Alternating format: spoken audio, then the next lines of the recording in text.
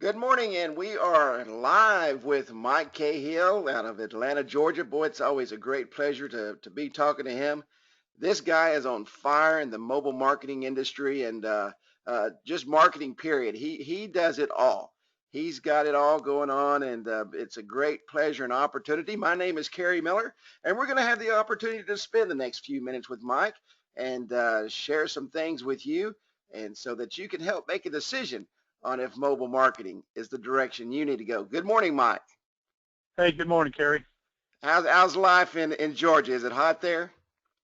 It's not been too bad. It's been a relatively mild summer for us. I don't think we've hit 100 a single day, and we've had a lot of rain lately, so it's very pleasant. Well, that's a good thing because I know hot Atlanta can get hot. Yes, it can. Yeah, sure. Well, Mike, tell me a little bit about you. Let our listeners hear about Mike Cahill and tell us and let us get to know you just a little bit. All right. Well, my opening is probably a little different than most people's, but back in 1996, my Lord and Savior Jesus Christ elevated me to a position where I started to speak with people and teach and train. And I made a commitment that every time that I was talking to people, that I would give him all the glory and honor and praise for three things: where he's brought me from, where he has me today, and where he's taken me. So I just wanted to start with that. That's what a great way to start, buddy. That's a great way to start. I'm a Texas boy. I was born in Sherman up north of you and lived in Texas until I was 12. And that's long enough for it to be cemented in every fiber of your being for the rest of your life. I tell people if they did heart surgery and cut me open, they would find my heart was shaped like the state of Texas. There you go. But after some things that happened in our family, my dad moved us to Atlanta in 1969, and I've been here ever since. When I got out of the Navy in 1981, I had a decision to make. I had an offer from a company, and they said, name your city. What are your top three? And I said Atlanta, Dallas, Houston. Atlanta simply because my wife was from Tennessee, and it was a closer drive for them and for us.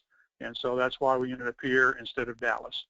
But as I mentioned, my technical career started when I went in the Navy in 1975. And I got some very, very good training, spent 6 years in there working on electronics and digital things. Got out in 1981 and went straight into the IT industry. Worked on equipment and a little bit of software for 7 years and then went into a management role. In 1981, just after the 20-year mark, that career ended involuntarily. And it was right after September 11th. The IT industry was down, and there were no jobs for managers. So I ended up in home improvement sales, something I did not anticipate. But I went to work for Home Depot selling roofs, gutters, and attic insulation. And I sold for them for 7 years, and that was actually a key part of my career progression because I needed that sales experience and that one-on-one conversation experience with people. So I would recommend that no matter what phase of life or season of life people are going through, that they take what they can out of that season. They're in it for a reason, and it may not be comfortable, it may not be fun, but there's something they need to learn. And I went into it with that attitude, and it made a big, big difference. I left Home Depot after 7 years and sold on my own independently for 2 more years, and then did a little roof here and there. But I had already started to transition back into technology, and that was just learning things on my own, starting to do things for myself and for friends with websites and social media and those types of things. In 2009, we had a great year for roofing in Atlanta. We had a big hailstorm. 175,000 roofs had to be replaced. So it was a really, really good year. In 2010, we had no storms, and with the economy down, nobody was replacing roofs. They were just fixing them. So I took a logistics management position with Target, and I was temporary going in because I knew that I was going to head towards websites and serving clients that way. And in 2011, I got introduced to mobile. And I actually had some foot surgery in October of that year. And I was trying to get something going in 5 weeks that I was off my feet so that I didn't have to go back to Target. But saner heads prevailed, and it was another probably about 10 months before I made the leap, left Target, and started doing this full time. And a big part of that was InstantAppWizard. I had been on a webinar, saw the platform, and said, okay, that's my solution. That's what I'm going to use as my launching point. Well, I tell you what, and I know, you and I both have almost the identical paths to InstantAppWizard. And I spent my time in the Navy and did my things and grew up in sales and was in the roofing industry, as you know. And so Yes. we've had a very common path. Why mobile marketing? What drew you to mobile marketing? What took you in that direction at the time you started?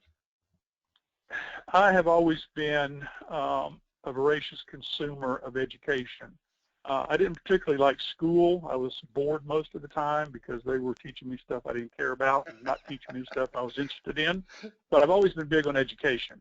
And so even while I was in the roofing industry, I did some things digitally that I did for my own purposes as a salesperson, and Home Depot ended up taking that and taking it nationwide because it was so effective. And then when I started selling independently, I had a couple of friends with roofing companies, and I built a website for one of them. So I was constantly educating myself, and I just had a sense when I started seeing the mobile thing that that was going to be a big, big piece of the digital future. And so the first attempt that I had, the one where I was working on it when I was off my feet, was going out and identifying sites that had flash on them and weren't displaying properly on mobile, and then approaching those business owners. And I did not have any sort of a Apple device at the time, so I literally went over to my brother's house and borrowed his iPad, sat at his kitchen table, and just started searching for websites that had flash. And I had a list handwritten. It was probably about 5 pages long, front and back. And so that's how I got started. I saw that there was potential there. There were some problems with websites not displaying, and anytime there's a problem, there's an opportunity. And you're exactly right. And I tell you what, I see it every day. In this industry, there is a ton of opportunity, and it's around every single corner. And it's like with anything, if you take advantage of the opportunity, it usually works out pretty well. And if you don't, you shake your head just a few years later and say, how did I miss that train? Give me your typical business day in the marketing arena with what you do with mobile. And I know you do video and some social marketing and have a complete package that you've worked into. Give me your typical business day and what Mike Cahill does to grow his business, to develop his business, kind of where you started at building your business and where you've taken it today. All right. As you know, when you're in the military, there is no such thing as day and night. There's just a 24-hour day. And that worked for me because I was already a night owl. Some of the early mornings I had to train myself to do, but staying up late or getting up in the middle of the night to refuel or do something silly like that kind of trained my body that, hey, you get up and do what you need to do when you need to do it. When I got out of the Navy and went into IT, it was the same thing. We'd worked the normal day, but then we were on call and had to take service calls in the middle of the night and wake up and be able to start troubleshooting a problem over the phone out of a deep sleep. And so I've always been able to work around the clock, and I do that now with my business. What I use is interchangeable blocks of time. I have a block for my spiritual life. I have a block for technical study and research, a block for prospecting and networking, a block for just being out and about, running errands, but I'm always talking with people when I'm out and about. I have a block for technical work, a block for fitness. So what I do when I plan my next day is, I sit down every night before the night's over, which may be 2 or 3 or 4. It may be earlier, but I put those blocks in the next day depending on what I've got going on, whether I have a client meeting or I need to do a proposal, or I don't have a project that I'm currently working on, and I can't remember the last time that was actually the case. And so I like the flexibility of being a self-employed entrepreneur and being able to rearrange those blocks to fit my lifestyle. And there are days that, you know, I don't leave the house and I'm working on projects all day long. But what I've learned is I need to actually schedule one of those blocks in somewhere, even if I just go out, walk around the block, or run down the street and grab a lemonade at Chick-fil-A and talk to some people. It helps to break up the mental exercise. So I don't have a typical day. I know some people work better if every day is structured the same way, but we're all built differently. And what we need to do, if we haven't done it already, is figure out what works for me. How do I operate best? And I was up this morning until about 2:30 working on a project for a client. We're just about ready to wrap up their website, and they're doing some training today, and they wanted to make some changes before the training. And so I stayed up to do that. I think the night before, not quite that late. And there's been some nights where I went to bed at 11 o'clock, which is kind of rare for me. But I've learned how to arrange those blocks and how to interchange them, even on a daily basis. Maybe something comes up and I say, you know, I need to move this block out. But by thinking of them as those blocks, it just makes it easier for me to get done everything that I need to do. Now, in terms of my business, in 2011, 2012, mobile was going to be my focus. And what I found as I went out is that there were tons of people that didn't even have a website. I think the Google stats at the time were 54% of small businesses didn't have any website. So as I'm out talking to people, they ask that question, well, can you build me a website too? Or I don't understand the social media thing. So very quickly, I became sort of a full service shop, just doing whatever projects came my way. And that worked okay, and I still do that to a certain extent. But at the end of last year, I said, I'm going in 100 different directions, and I really want to narrow this down. So I narrowed back down to mobile, video, and SEO. Now, I got a call, actually an email yesterday from a lady who had been referred from another client. I don't even know which one at this point, but it doesn't matter. And her dad owns a roofing company, and he wants his website redone. So I'm not going to turn that business down because it will lead into other things. But I'm really trying to focus on just the three. I'm more effective if my focus is narrowed. And I think a lot of entrepreneurs get caught in that shiny object syndrome. Five somebodies are putting out a new tool every single day, a new WordPress plugin that does this, a new site builder that does that, a new AdWords or social media video integration thing. And that's not a bad thing, but as a business owner, you have to say what is going to help me in my business and what is kind of a neat thing but is going to be a distraction. And so I've had to learn to do that because, in fact, I was looking today on my Google dashboard. I have 10,357 websites or web pages bookmarked in Chrome. And I posted that on Facebook and said, anybody want to up the ante? Because I know that's a few. But what I've learned to do is bookmark it and move on. And then on the weekend, one of my blocks is go look at my bookmarks for the week and see what things may really help me and which are just nice to know about. And I know because I've known you, Mike, and I've watched you grow. I've watched. You know, you can really see the inner person when you interact with them, either via conversation or through texting or whatever you do with each other. You study like no one I know. I mean, I study, but I've never met anyone who stays on top of the market better than you. And what do you attribute that to? I mean, I know how important it is to get in your industry and delve into every little nook and cranny.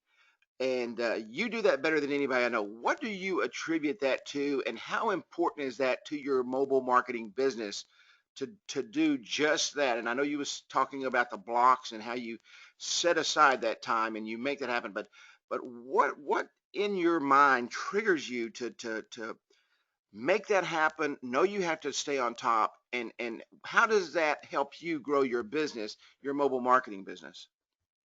Well, first of all, I appreciate that. I do study probably on a low week, 25 hours. Now, I love to learn and I love technology, so it's not like a tedious study habit.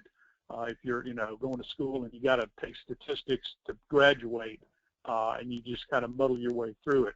This is stuff that I love and I enjoy, so it's easy.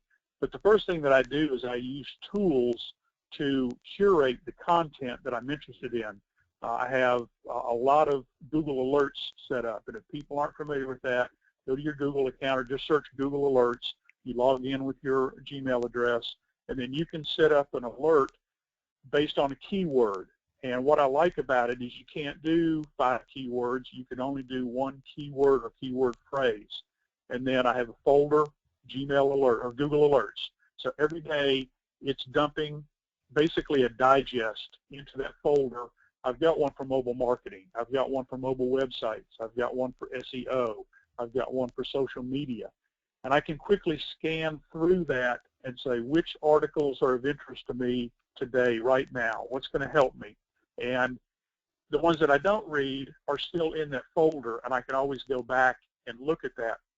But that's one of the things that makes my study time productive, is I'm not out there randomly chasing links and going down the rabbit hole. Does it happen occasionally? Yes. But all of us know that it's very easy on the web to start someplace, and 2 or 3 hours later, it's like, what am I doing here? I've got stuff to do. And so by using technology, that helps me stay on track with what I need to learn.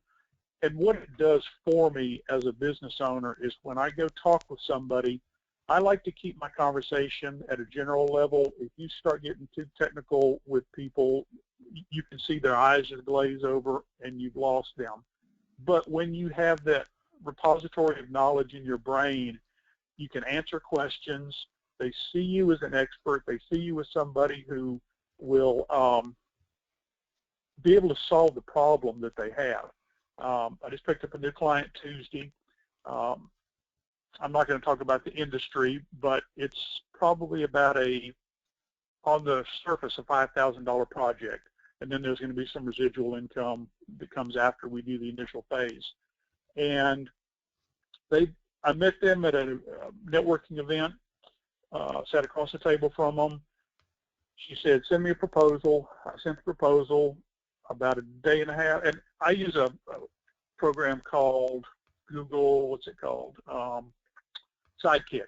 It's not good. It's a HubSpot project called, product called Sidekick. And what it does when you send an email, if you have tracking turned on, it tells you if somebody has opened the email, when they open it, and every time they open it.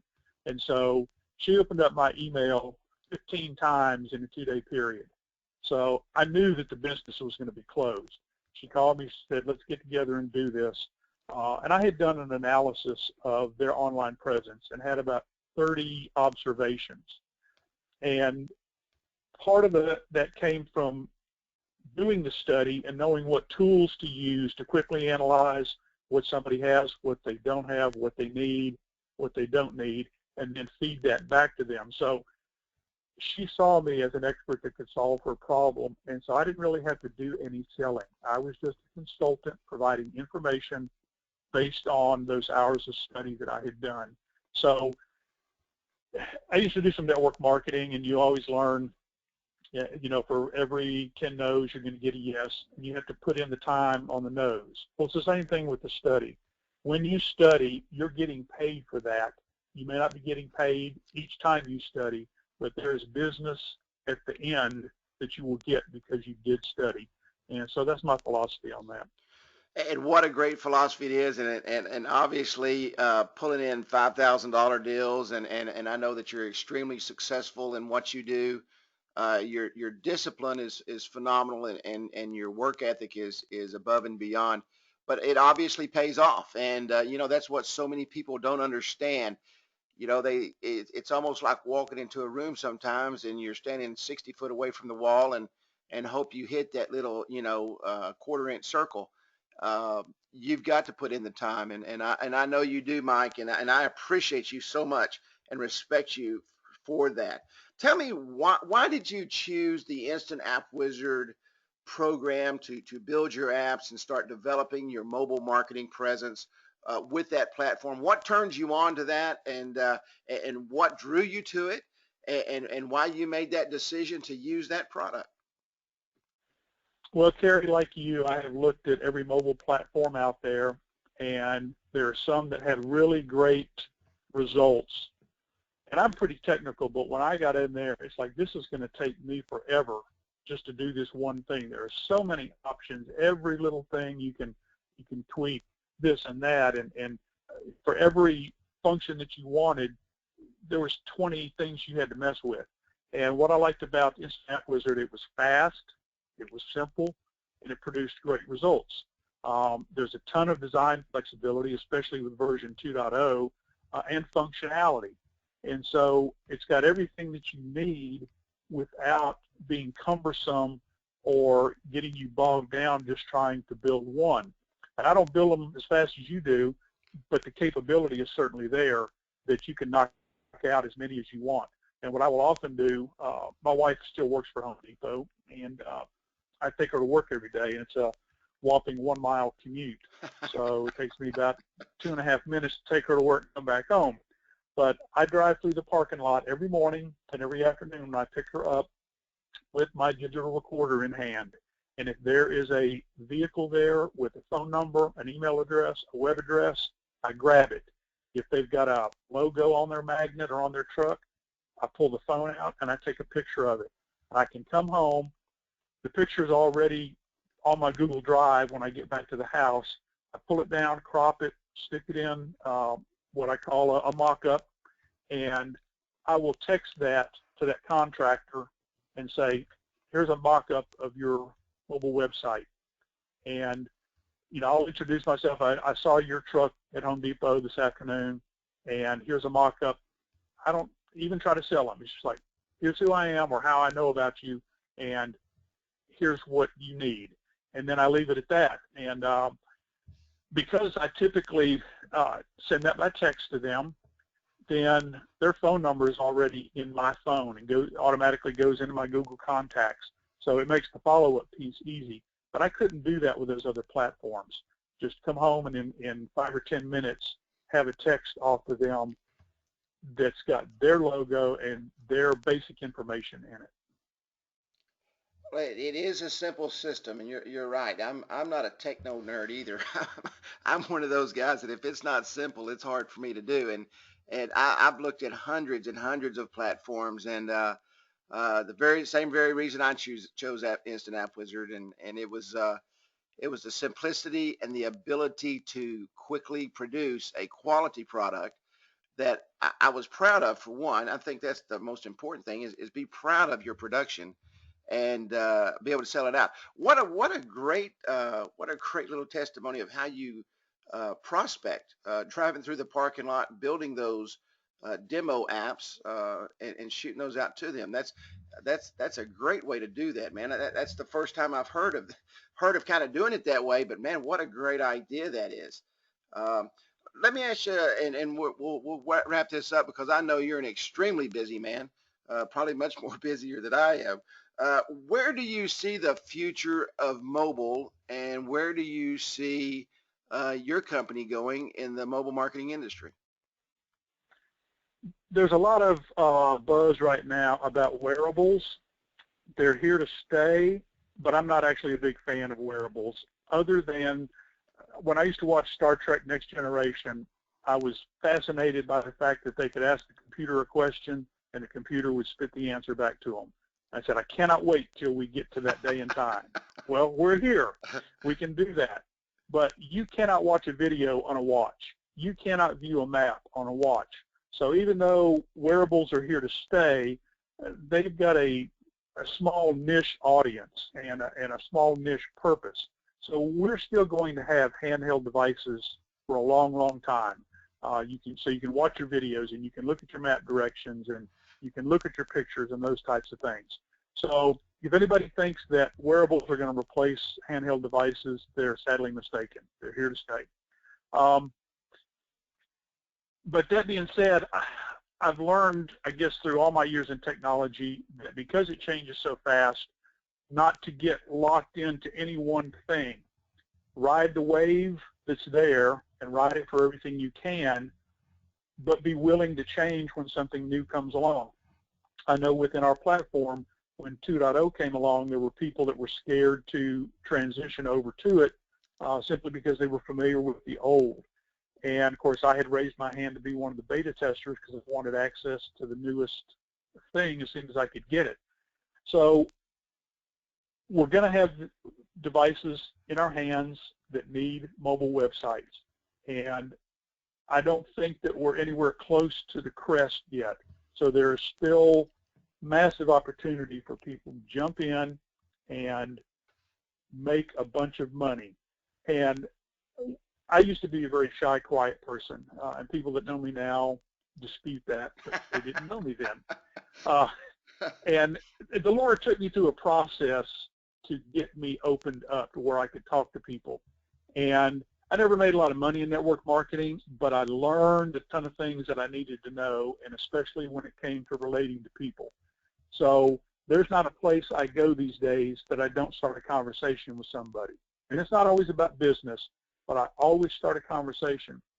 And when you do that, you will find people who need what you have. And typically I will talk to them about what they're doing, and then they always ask, well, what do you do? And I have a real simple answer. I help small businesses get more business. And then I shut up. And I have a new client who owns a restaurant, and on the day of the big fight that everybody was all interested in, I was in Office Depot getting some copies of something made for a client, and he was in there. And he put his card down on the counter, and then he was on the phone. And when he got off, I said, can I have that? And I pointed to his card, and he said, you want my card? I said, yeah. He said, what do you do?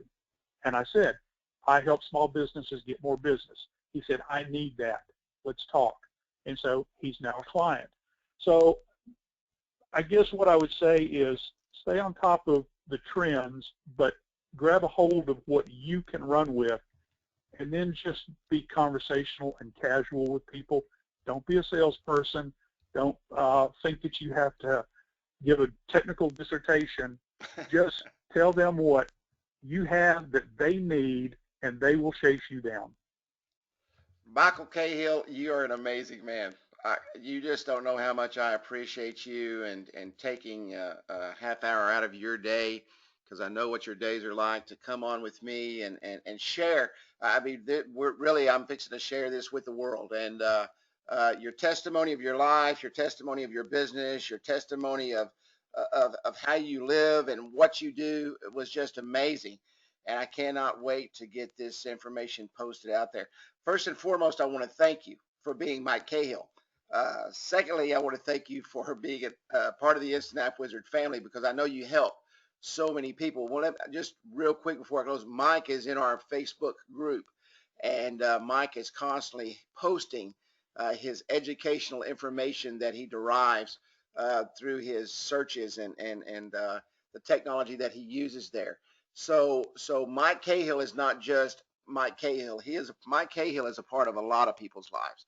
And I want to thank you for that, and thank you for being who you are, and most importantly, for not being a selfish individual and sharing everything you do with everyone to help them become successful. Any closing statements, Mike, before we wrap it up? No, I appreciate those kind words. And back when I started my educational journey in business, I listened to Zig Ziglar all the time. My man. And I probably need to pull it back out. But I think his most famous statement is, you can have anything in life you want if you help enough other people get what they want. And I have a younger brother who passed away just over a year ago. And one of his favorite phrases were, there's two kinds of people in life. There are givers and there are takers. And I want to be known as the former.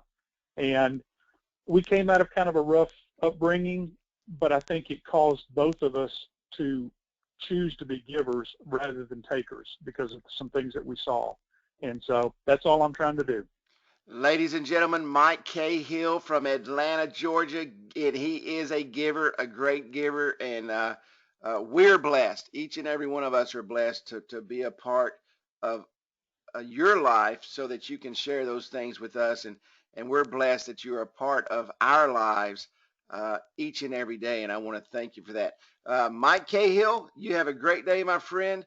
You're an awesome guy, and thank you for being a part of everything I've done, and I greatly appreciate it. You bet, Kerry. I love it.